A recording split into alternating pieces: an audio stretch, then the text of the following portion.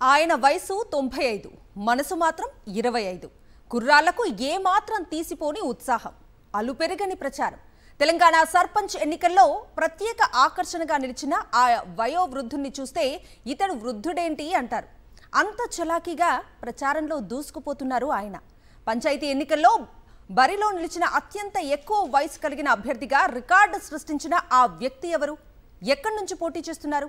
ఈ వయసులో బరిలో దిగాల్సిన అవసరం ఏమొచ్చింది? చలాకీగా నడుస్తూ ప్రజల్లో మమేకమైన ఈ పెద్దాయన పేరు గుంటకండ్ల రామచంద్రారెడ్డి.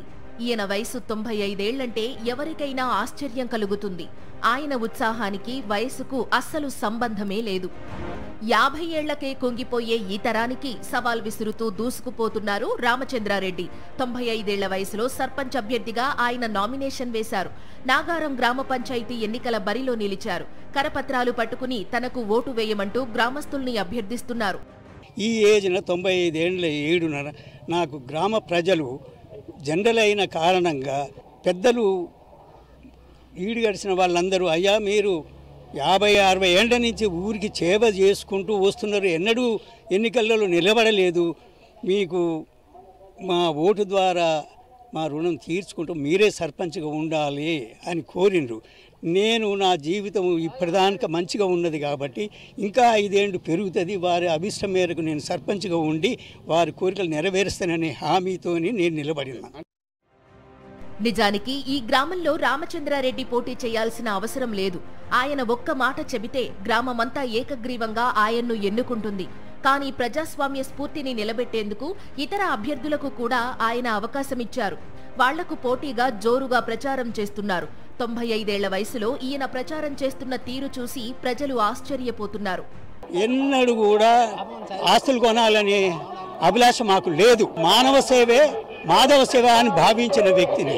తీర్చలేని కోరికలలో కమ్యూనిటీ హాల్ ఒకటి ఉన్నది, రెండవది లైబ్రరీ, మూడవది స్కూల్ బిల్డింగు. గవర్నమెంట్ ఇచ్చిన ఒకటే రూఫ్ లెవెల్ ఇస్తుంది, దాన్ని 2 స్టోర్లుగా 2 అంతస్తులుగా వేసి పెద్దది చేయాలి సొంత ఖర్చులతోనైనా అనే సంకల్పం ఉన్నది. ఇప్పటికే ఆ గ్రామానికి ఎంతో చేశారు రామచంద్రారెడ్డి. ఉపాధ్యాయుడిగా ఉన్న టైంలోనే విరాళాలు సేకరించి 2 ఎకరాల భూమి కొని ఆ భూమిలో ప్రభుత్వ ఆసుపత్రి వచ్చేలా చేశారు. ఊరికి తొలిసారి విద్యుత్ వెలుగులు తీసుకొచ్చింది కూడా ఈయనే. దశాబ్దాలుగా మంచినీరు లేక ఇబ్బంది పడుతున్న గ్రామానికి నల్లాలు ఏర్పాటు చేశారు.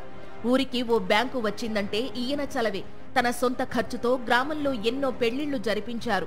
అంతేకాదు తన నివాసాన్నే విద్యార్థుల వసతి గృహంగా మార్చేశారు. అందుకే ఆయన పోటీలో నిలిచారని తెలిసాక స్వయంగా గ్రామస్తులే ఆయన తరపున ప్రచారం నిర్వహిస్తున్నారు. పెద్దాయన్ని దగ్గరుండి గెలిపించుకుంటామంటున్నారు. ఒకళ్ళైతే తినలేదు, వాళ్ళకున్నంతలా మెదులుకుర్రు, ఒకరికి పెట్టే కాడికి పెట్టిర్రు. ఇక అందరం మంచిగానే ఉన్నాం, కలిసి ఉన్నాం, ఎవరిని ఏం అనలేదు. ఇక ఆయనకు మాత్రం ఏజ్ని చూసి అయినా అందరం ఓటేయాలని అనుకుంటున్నాం. సారు మాకు బతుకుదేరు కోసం నిలబడ్డాడు, ఆయనే కావాలని కోరుకుంటున్నాం. మాకు ఏ లేకుండా ఆయన అడగగలుగుతాం, తినగలుగుతాం సారు, అంతే. మమ్మల్ని అందరి బాగు కోసం ఆయన నిలబడ్డాడు, మాకు కూడా అంత ఇష్టమే, గెలిపిస్తాం. డ్రైనేజ్ వ్యవస్థ చాలా ఇబ్బంది ఉండేది, వర్షం వస్తే అన్ని ఇళ్లకు వాటర్ వచ్చేది. ఆ సమస్య తీర్చిండు, 500 కోట్లు పెట్టి అండర్ డ్రైనేజ్ వాటర్ తెచ్చిండు. ఇప్పుడు సార్ ఏంటంటే మేడం వారు చనిపోతే మేడం తరఫున మా ఊరికి వాటర్ ప్లాంట్ తెప్పించిండు, వాటర్ ప్లాంట్ పెట్టించిండు సొంత ఖర్చులతోటి. గ్రామానికి ఇన్ని సేవలు చేసిన రామచంద్రారెడ్డి ఇప్పుడెందుకు పోటీలో నిలిచారు? చాలా మందికి ఈ సందేహం రావడం సహజం.